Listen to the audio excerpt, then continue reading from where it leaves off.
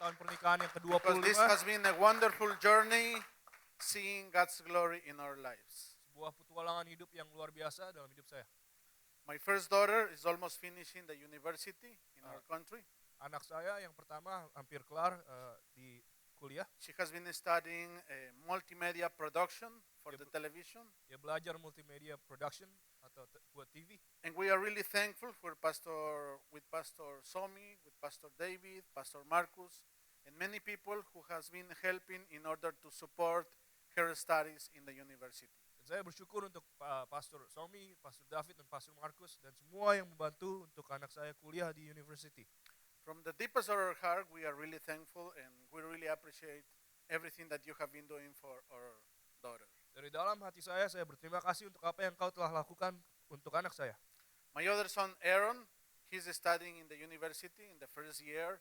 Anak saya Aaron sedang kuliah di university. His career is engineering systems or engineering computers. Seorang insinyur komputer. So the reason because I want to introduce first my family is many of you maybe know, many of you don't know about me. So, and God has given to me this wonderful family after I knew Jesus Christ. Banyak dari kalian yang mengenal saya, tidak mengenal saya, Tuhan telah memberikan kepada saya keluarga yang indah setelah saya mengenal Tuhan. I know about Jesus 29 years. Saya kenal Tuhan Yesus selama 29 tahun. I knew my wife in the church. Saya mengenal istri saya di gereja. And the first time when I saw her, I knew that she will be my wife in the future. Pertama kali saya melihat dia, saya tahu dia akan menjadi istri saya. God put that seed in my heart. Tuhan taruh itu di dalam hati saya. But at the beginning, I didn't approach to her in order to be friend. Tapi saya tidak mencoba untuk mendekati dia awalnya. I keep praying. Saya berdoa. I kept serving the Lord. Saya tetap melayani Tuhan. And 2.5 years later, dan 2,5 tahun kemudian, I had the opportunity to be a friend of her. Saya dapat kesempatan untuk menjadi temannya. But it's interesting because the Lord put the same in her heart. Tapi Tuhan menaruh yang sama ternyata di dalam She knew that I will be her husband. Dia tahu bahwa saya akan menjadi suaminya. And it happened. Dan itu terjadi. So we give praise to the Lord because God has prepared something special for us. Tuhan telah menyiapkan sesuatu yang spesial untuk kita. And I want to encourage to all young people here that has something prepared special for you as well. Dan saya ingin untuk memberi semangat kepada anak muda bahwa Tuhan sudah menyediakan sesuatu untuk kalian. If you trust and depend on God, kalau engkau berserah kepada Tuhan, you will see God's glory. Engkau akan melihat kemuliaan Tuhan. God has the perfect partner for your life. Tuhan mempunyai partner yang tepat untuk hidup kalian. In order that you may fulfill His will. Untuk kita memenuhi kehendaknya. Are you with me? Okay, wonderful.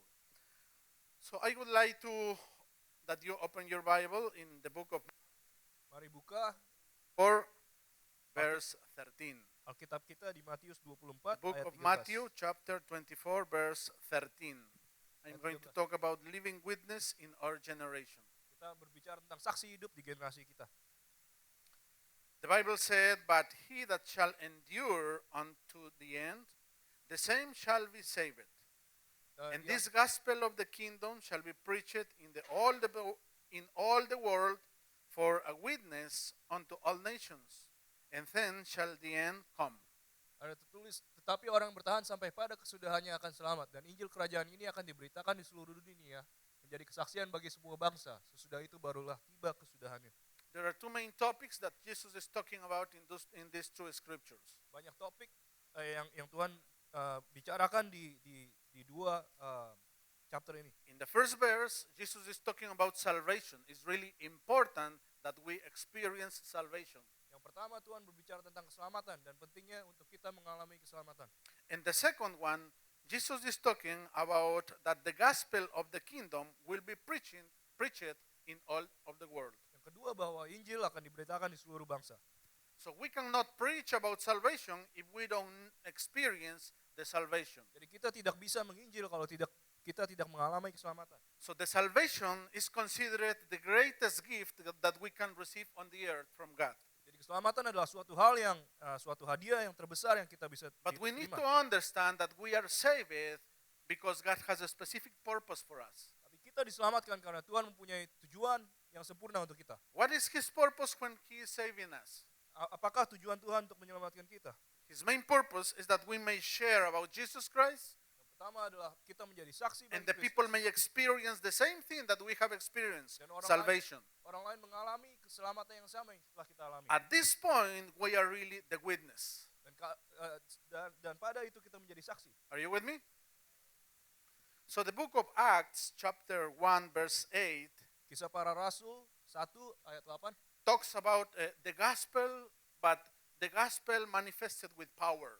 berbicara tentang Injil yang disertai dengan kuasa. The scripture said, "But ye shall receive power after the Holy Spirit is come upon you, and ye shall be witness unto me both in Jerusalem, all in all Judea, in Samaria, and unto the uttermost part of the earth." Tapi kamu akan menerima kuasa kalau Roh Kudus turun ke atas kamu dan kamu akan menjadi saksiku di Yerusalem. So seluruh Jesus dunia, Samaria, said sampai that ke we ujung will bumi. receive the Holy Spirit. Maka Tuhan Yesus berkata bahwa kita akan menerima Roh Kudus. And the Holy Spirit will provide us power from the Lord, from God, Dan Roh Kudus akan memberikan kepada kita kuasa dari Tuhan in order that we may share the gospel. agar kita bisa menginjil. We need to understand this. Kita harus mengerti tentang hal ini. When I knew Jesus Christ in my first steps in my new life, Ketika saya mengenal Tuhan Yesus di dalam hidup yang baru, I was invited for a missionary in the church saya diundang untuk menjadi misionaris di suatu to gereja develop a missionary trip in my country. di negara saya. It happened approximately 27 years ago. Kira-kira 27 tahun lalu. So I remember that we visited a big area where we saw a lot of rice, ready for harvesting, you know. Jadi saya ingat saya ada ke ladang di mana banyak padi. And in this place was working one guy who his name was John. Ada satu orang yang bernama John. So this missionary said that John didn't know about Jesus, but the opportunity in order to introduce him Jesus was this day. Jadi misionaris ini berkata bahwa John tidak mengenal Tuhan Yesus, tapi sekarang adalah kesempatan yang pas untuk memberitakan tentang So Tuhan the Yesus. missionary told me, "Do you know to reap harvest of rice?" Dan misionaris itu bertanya, apakah engkau tahu caranya untuk mengambil padi? I told him, "No, I don't know how to do that." Dan saya bilang, saya tidak tahu. He said, "Don't worry, you will learn."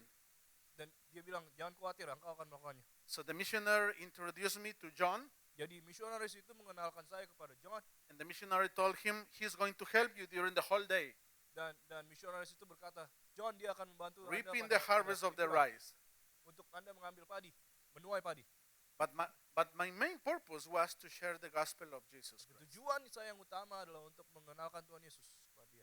We worked the whole day together, Kita bekerja selama liburan, but by some reason, John was one of the person that they don't like to speak.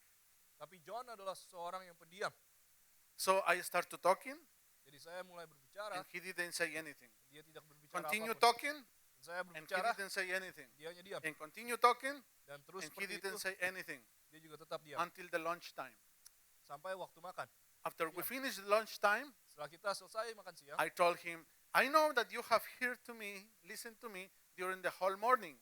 saya tahu engkau mendengarkan saya berbicara selama pagi. Would you like to receive Jesus Christ in your heart?" Apakah engkau siap untuk mengenal Tuhan Yesus di dalam hidup Anda? He just said yes. Dia hanya bilang ya. He didn't say anything during the whole morning, but suddenly when I told him, "Would you like to receive Jesus?" he said, "Yes, I want to receive Jesus in my heart." Dia hanya diam saja selama pagi. Tapi ketika saya menanyakan apakah engkau ingin mengenal Tuhan, dia bilang iya. By some reason, I didn't know anything about him more than 25 years ago. Dan I don't know what happened with him. karena satu dan lain hal saya tidak mengadakan kontak dengan dia selama 25 tahun.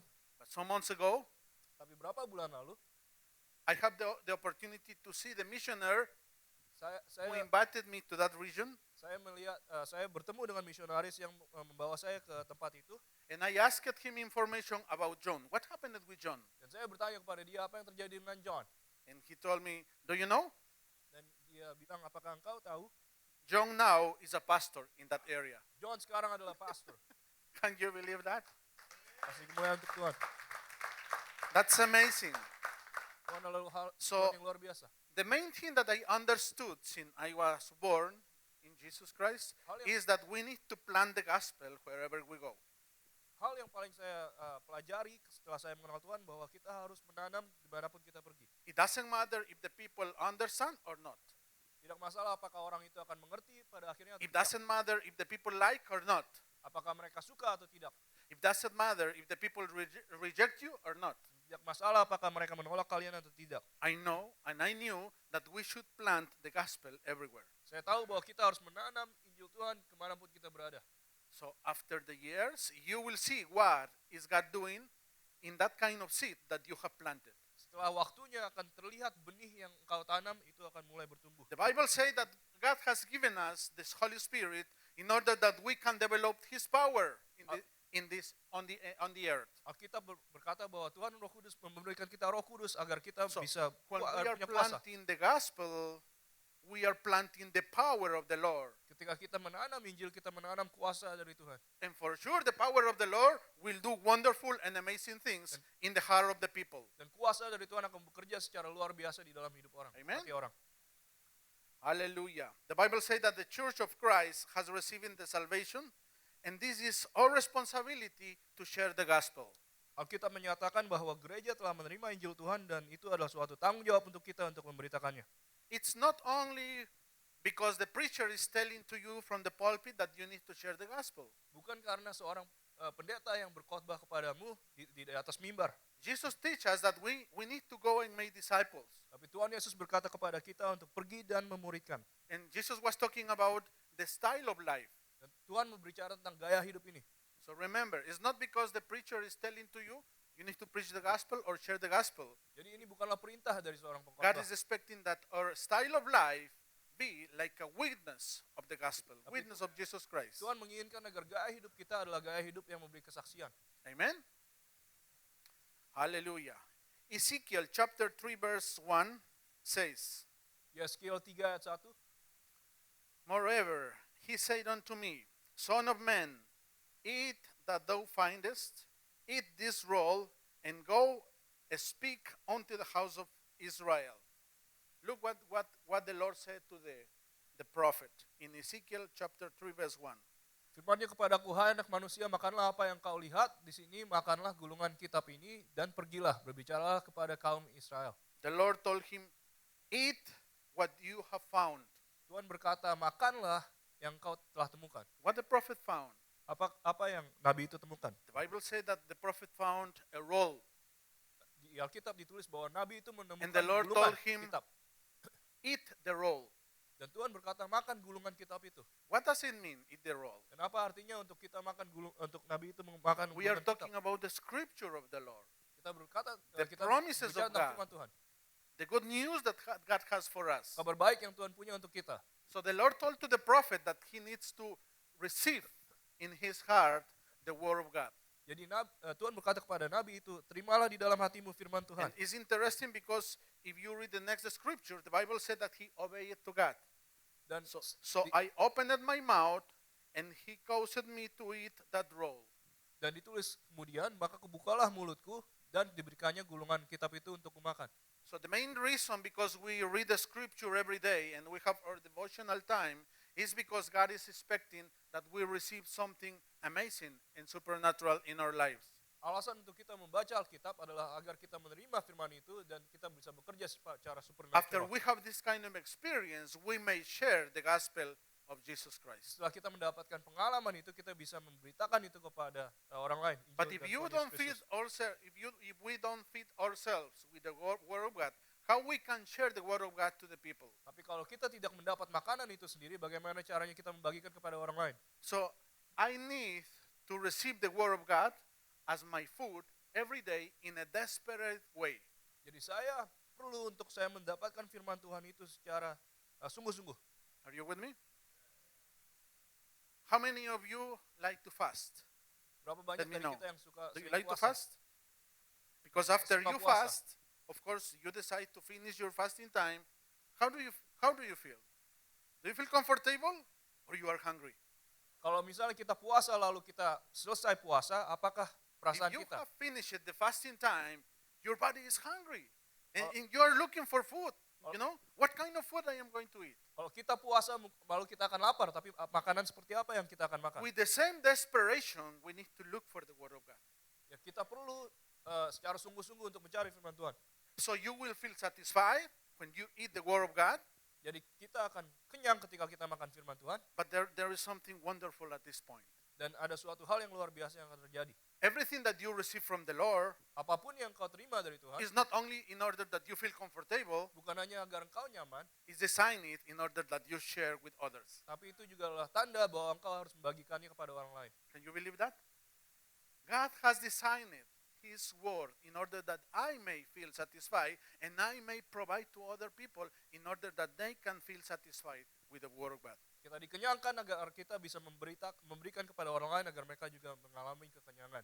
Ezekiel chapter 3 verse 2 said that the prophet obeyeth the Word of God. Di Yeskiel 3 ayat 2 dikatakan bahwa nabi itu taat kepada firman Tuhan. Right here is the revelation. Dan inilah adalah pewahyuan. The key is not only to read the scripture. Bukan hanya kita harus membaca firman Tuhan, The key is that we should obey the Word of God. tapi kuncinya adalah untuk kita taat. Because some people think that, okay, if I am reading the Word of God, I will be blessed. Dan banyak orang yang berpikir bahwa saya sedang membaca Alkitab, maka Yeah, saya akan that is diberkati. the beginning. But we need to obey the Word of God.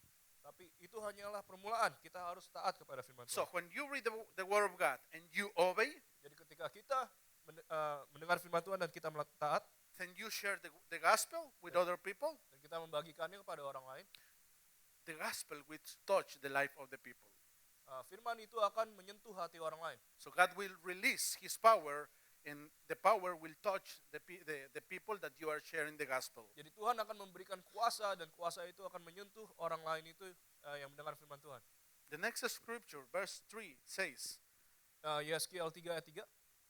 And I said, the Son of Man, feed your belly and fills your bowels of this roll that I give you, and ate it, and was as sweet as honey in my mouth.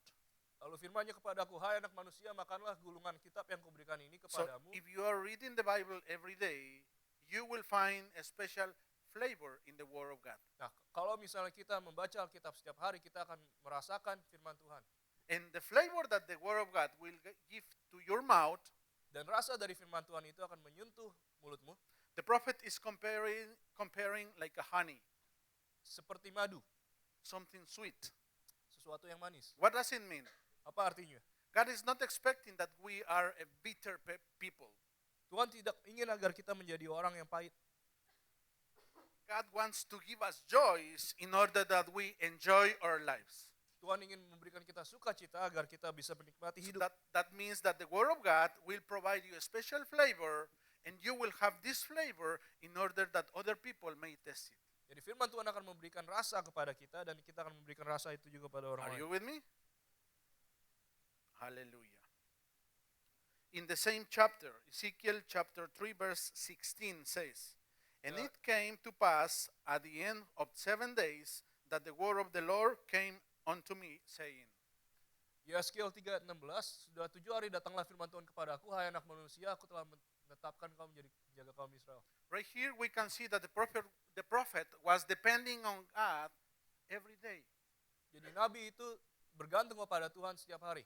But there was a specific day that God was planning to tell him something. Tapi ada hari yang dikhususkan oleh Tuhan. The Bible said, at the end of the 7 days. Di Alkitab dituliskan sesudah 7 hari. It means that God has a specific purpose for a specific time. Jadi artinya adalah Tuhan mempunyai tujuan yang khusus pada waktu yang ditentukan. When God is expecting to bless you, He will bless you in the exact time. Not delay it and not in advance. In the exact time. Ketika Tuhan ingin memberkati kita, Tuhan telah menetapkan sesuatu waktu dan dia tidak akan pernah terlambat atau lebih cepat. We need to learn to depend on God, specifically because His promises will fulfill it in the specific time for us. Kita perlu belajar bergantung kepada Tuhan karena Tuhan akan menetapkan, memenuhi janjinya pada waktu yang ditetapkan. God is a God of process. Tuhan adalah Tuhan yang mengerti proses. When a lady is pregnant, Ketika seorang ibu hamil, the baby will not born the next day. dia tidak akan Isn't langsung melahirkan besokannya. So we should wait at least 9 months. Jadi kita harus menunggu selama 9 bulan. If the baby is in a hurry, Kalau bayi itu maybe terlalu 7 cepat, months. mungkin 7 bulan. My daughter was born when she was 7 months in her mom's, you know. Anak perempuan saya lahir dalam waktu 7 But bulan. for sure, this is a process. Tapi we ini were adalah suatu waiting. proses. You know, God has a specific time, but what we have to do during this time? We need to wait on Him. Tuhan mempunyai waktu yang khusus dan yang kita harus lakukan adalah menunggu. We need to untuk Tuhan. declare His promises over us. Kita harus mendeklarasikan janji Tuhan kepada kita. We need to trust what the Lord has said to us. Kita harus percaya apa yang Tuhan telah janjikan kepada Because kita. what He has promised, Karena apa yang Dia telah He janjikan, will fulfill in your lives. Dia akan penuhi. Amen? Amen. Hallelujah. Okay, let me check another scripture. Let me jump to the verse 19. The verse 19, Ayat Ezekiel 19. 3, verse 19 says, Yet if thou warn the wicked, and he turn not from his wickedness, nor from his wicked way, he shall die in his iniquity, but thou hast delivered thy soul. Tapi jikalau engkau memperingatkan orang jahat itu dan ia tidak berbalik dari kejahatannya dan dari hidupnya yang jahat, ia akan mati dalam kesalahannya, tapi engkau telah menyelamatkan nyawamu. The Lord told to the prophet Tuhan berkata kepada nabi itu that he was receiving a specific responsibility in order to be a watchtower for many people. bahwa dia mempunyai tanggung jawab tertentu untuk menjadi menara penjaga untuk orang-orang Israel. And the main reason because he needs to feed the word of God was because he needs to tell the people the word of God. Dan alasan utamanya adalah karena ia harus memberitakan firman Tuhan. And the Lord said that God has put in responsibility in his life in order that he announce what God was planning to do. Maka dia menerima sesuatu yang spesifik dari Tuhan untuk mengumumkan apa yang Tuhan akan lakukan. So there is one word which is very light for me, is warn, you know. Jadi ada satu ayat yaitu peringatkan. We have the responsibility to warn to the wicked people. Kita mempunyai tanggung jawab untuk memperingatkan pada orang yang To the fasik. people who are lost. We Wow. have the responsibility to tell them that there is a good news for them. Kita mempunyai tanggung jawab pada orang yang terhilang untuk memberitakan kabar baik. Our responsibility is to share the word of God. Tanggung jawab kita adalah untuk memberikan firman Tuhan. No one say amen? Tidak ada yang Don't you feel that this is our responsibility? It's not pastor responsibility. It's not the leadership responsibility. It's the responsibility of all of us. Itu bukanlah hanya tanggung jawab dari pastor atau kepemimpinan, tapi kita semua. If God has given us salvation, it's in order that we continue sharing the message of salvation. Tuhan memberikan kepada kita keselamatan agar kita bisa menyampaikannya kepada orang lain. And this is exactly what God is telling to the prophet. Dan ini adalah hal yang Tuhan ceritakan kepada Nabi. Verse 20 says, Again, when a righteous man doth turn from his righteousness and commit iniquity, and I lay a stumbling block before him, he shall die because thou hast not given him warning. He shall die in his sin, and his righteousness which he hath done shall not be remembered, but his blood I will require at thine hand. Jikalau seorang yang benar berbalik dari kebenarannya dan ia berbuat curang, dan aku akan meletakkan batu sandungan di hadapannya, ia akan mati. So the Bible explains us that we are responsible people. Jadi Alkitab menceritakan bahwa kita adalah orang yang mempunyai tanggung jawab. So that the watchtower had high responsibility Jadi sebagai menara penjaga, kita mempunyai tanggung jawab to take care about himself, untuk menjaga diri kita, but especially to take care about people. juga menjaga orang lain. Lost people will never know Jesus if we don't share about Jesus. Orang yang terhilang tidak akan pernah mengenal Tuhan kalau kita tidak memberitakannya. And God is expecting that you share about Jesus Dan Christ. Tuhan menginginkan agar kita membagikannya. I worked in the secular area for many years, Saya bekerja di hidup yang sekuler selama bertahun-tahun. and I remember that I knew a son of pastor. Dan saya mengenal seorang anak dari pastor. He was the doorman in the hotel. Dia adalah seorang penjaga hotel. His responsibility was taking care about the main door of the hotel. Dia yang membuka atau menutup pintu di hotel. And all the time when I see in his work, I had the opportunity to develop relationship and I share him about Jesus Christ. Jadi saya mulai mengenal dia dan saya memberitakan firman Tuhan kepada dia. The reason because I share him about Jesus Christ is because he didn't want to know anything about Jesus. Dan alasannya saya menceritakan firman Tuhan adalah karena dia tidak ingin tahu apapun tentang Tuhan Yesus. He was identified as a son of pastor, Dia adalah seorang anak pastor, but he said, I know how the church is, and I don't want to be part of the church. tapi dia berkata bahwa saya tahu bagaimana gereja itu dan saya tidak ingin menjadi bagian dari gereja. Because the congregation has made a lot of bad things against to my father. Jadi jemaat telah melakukan hal yang buruk kepada ayah saya. Anyway, I share with him all the time about Jesus Christ. Tapi saya menceritakan kepada dia setiap hari tentang Tuhan Yesus. He never accepted. Dia tidak pernah menerimanya. He never said, yes, I am agree with you. Dia tidak pernah berkata All the setuju. time he had excuses. Tapi dia selalu mempunyai All the alasan. time he was criticizing the congregation. Dia selalu mengkritik jemaat-jemaat. And of course, I may feel that he had reject in his heart and bitterness as well. Dan saya merasa bahwa ada penolakan di dalam hati dia dan juga kepahitan. But all the time when I was with him, I remember his name was Elisha. Tapi saya ingat nama dia Elijah. I shared him about Jesus Christ, Saya menceritakan tentang and I firman shared Tuhan him about the love of God. dan juga kasih dari Tuhan. By some reason, one day he said, bye-bye. I am finishing my responsibility in this hotel. I go to United States. Tapi suatu saat dia berkata, saya kelar dari pekerjaan ini dan saya akan pergi ke Amerika And Serikat. I told him, what are you going to do in the United States? Saya bertanya kepada dia, apa yang kau lakukan? He said, I am going to look for a job. Dan dia katakan, saya akan mencari pekerjaan. Okay, told him, God bless you. It was good to share with you during this time. Dan saya berkata, Tuhan berkati dan itu suatu hal untuk mengenal engkau selama ini. By some reason, 20 years later, 20 tahun kemudian, I found him nearby the area where I am living.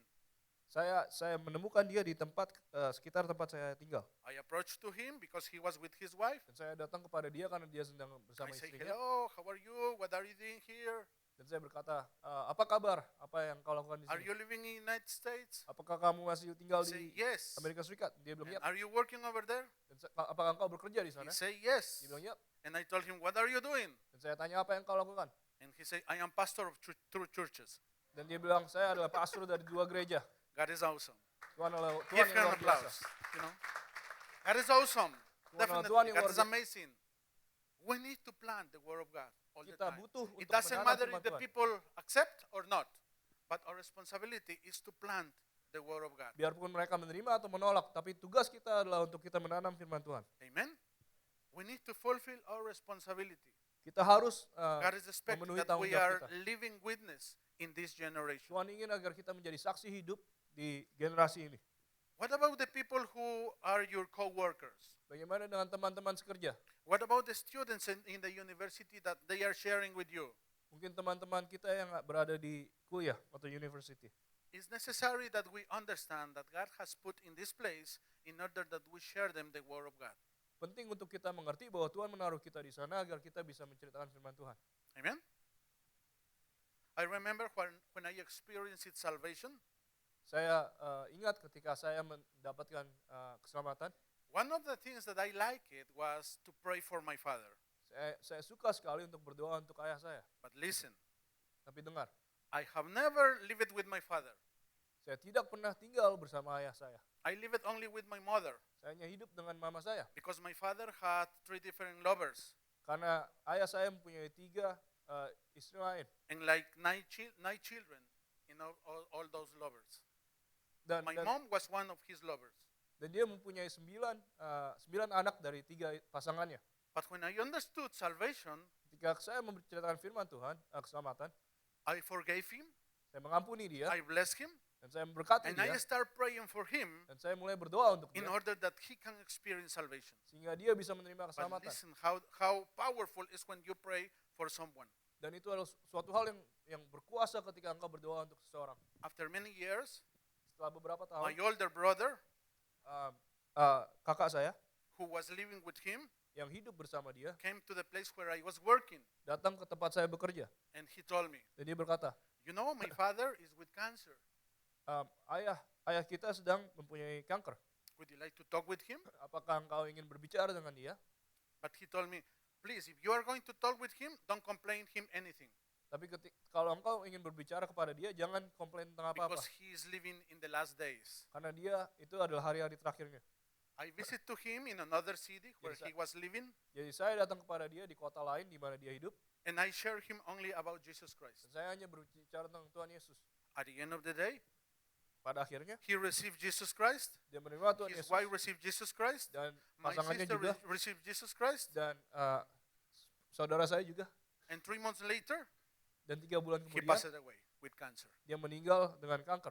But I knew that during many years I was praying for him, Tapi saya and he received Jesus Christ with his wife and with my sister. Dan saya tahu ketika saya berdoa selama bertahun-tahun untuk dia akhirnya menerima Tuhan juga keluarganya. So salvation has a great value. Jadi keselamatan mempunyai nilai yang sangat luar biasa. How many of you know about Messi, the soccer player? Berapa dari kalian tahu tentang Messi? Do you know how much the legs of Messi cost? Tahukah berapa harga dari kakinya Messi? Usually they provide insurance to the legs because if something happened in the legs, so they should pay, isn't it? Biasanya ada asuransi untuk kakinya pemain sepak bola. Do you know how much he wins as a salary? Berapa harga gaji dia?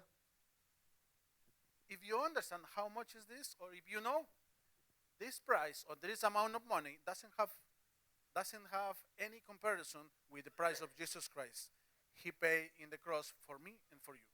Seberapa besarnya pun harga itu tidak bisa dibandingkan dengan harga yang kita terima dari Tuhan Yesus Kristus. Somebody say that the legs of Messi cost like 500 millions of euros.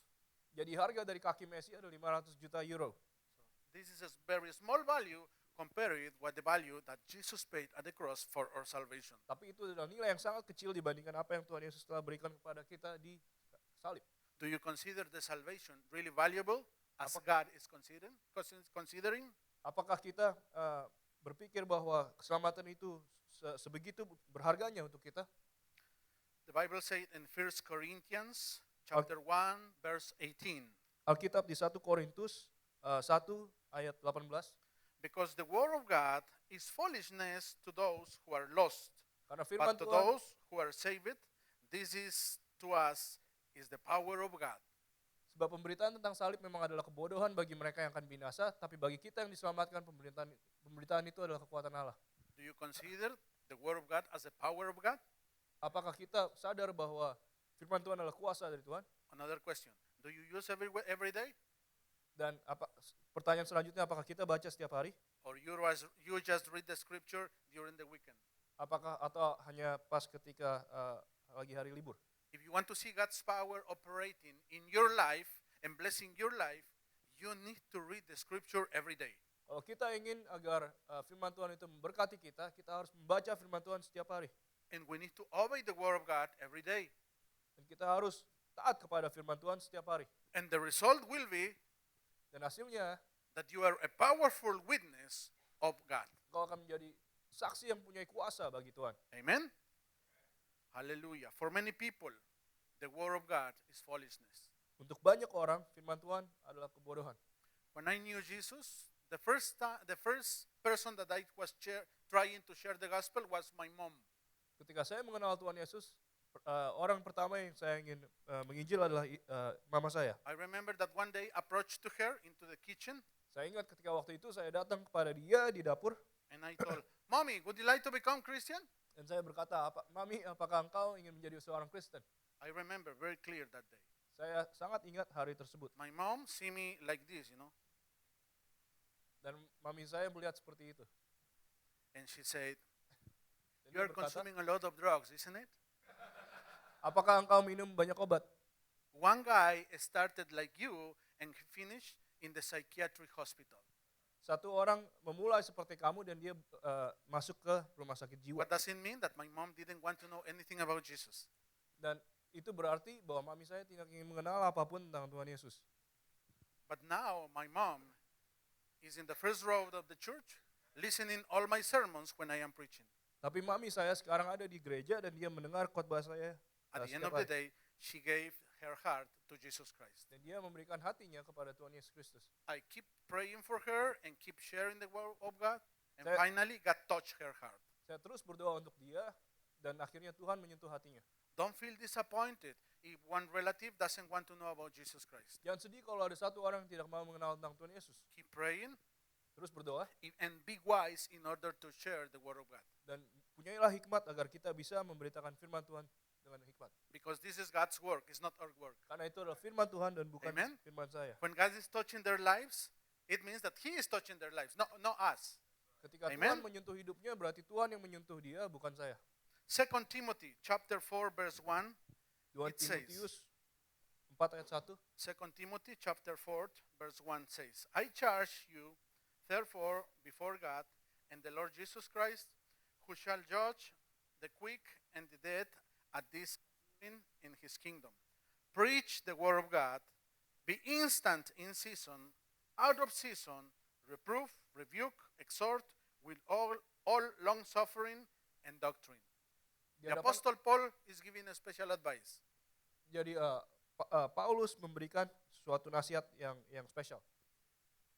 The Apostle Paul is telling to Timothy Dia berkata kepada Timothy that he should preach bahwa dia harus berkhotbah the word of God. firman Tuhan.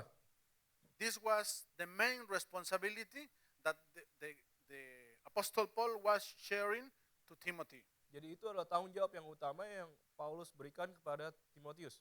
The word preach means Kata memberitakan dan berkhotbah adalah publish, proclaim, proklamasikan, share, beritakan, or be a public proclaimer.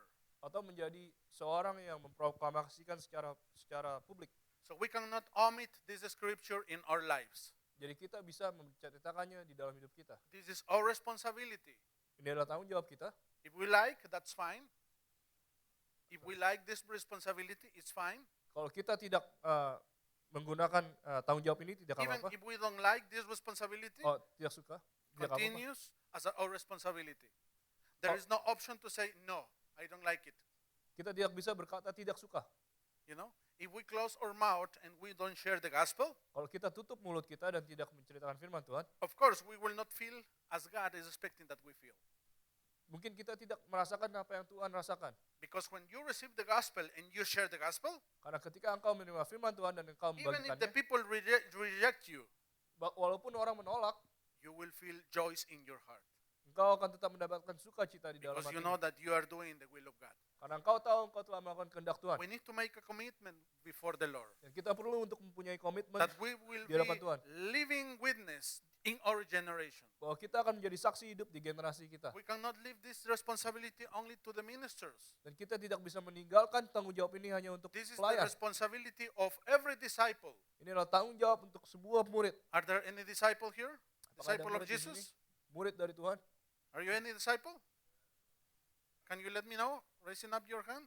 Okay, so repeat with me. This is our responsibility. Jadi katakan bersama-sama inilah tanggung jawab saya. Are you sure? Repeat with me again. This is our responsibility. Ini adalah tanggung jawab saya Share the word of God untuk memberitakan to firman everybody. Tuhan. Amen.